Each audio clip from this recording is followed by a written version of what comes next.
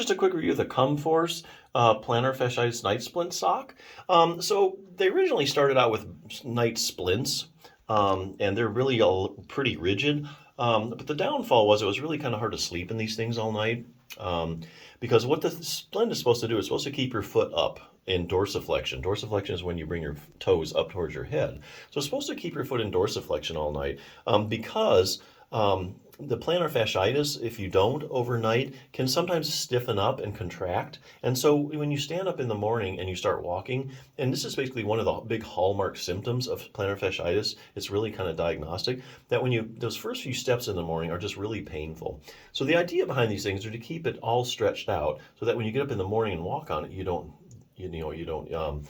have that pain. Also, I think you re-injure it every time you do that. So that really makes it last longer.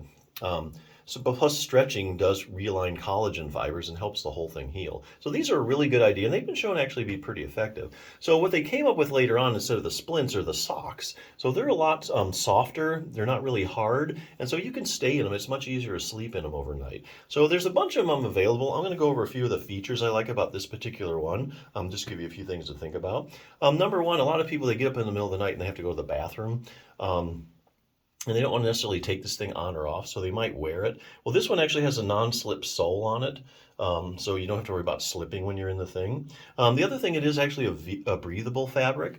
So that's a good thing, because basically if you wear this thing all night, your foot's can get hot, and maybe it starts to sweat, and then of course the whole thing starts to stink after a while, and then you gotta worry about washing it, and et cetera, et cetera. So it's good just to start off with a breathable fabric as you can. So that's another thing I like. The other thing is, does fit the right or the left foot, so that's a good thing too. You don't have to worry about getting a right one or a left one. Hey, you're gonna hit it right off the bat with this one.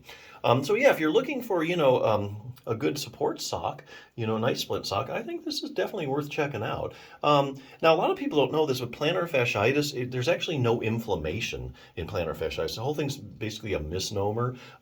Later studies are showing that there is no inflammation, and it really shouldn't be called plantar fasciitis, because itis denotes inflammation. It actually is, they're talking about calling it plantar fasciosis, actually. Basically, it's an incomplete healing process. So how can I say that, oh, there's no inflammation when it comes to plantar fasciitis, even though most people think that?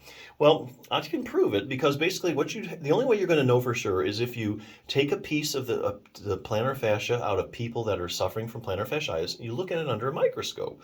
And then what you're going to do is you're going to see, hey, okay, if there's inflammation in this tissue, I should see inflammatory cells.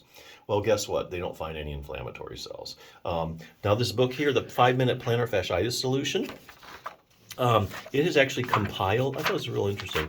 This compiled all the studies, the biopsy studies, where they actually went in and they take chronic plantar fasciitis sufferers, take a little piece of the plantar fascia out, and look at it under a microscope, and sure enough, they don't find, here's the results, they don't find any inflammatory cells. What do they find? They find evidence of degenerative changes.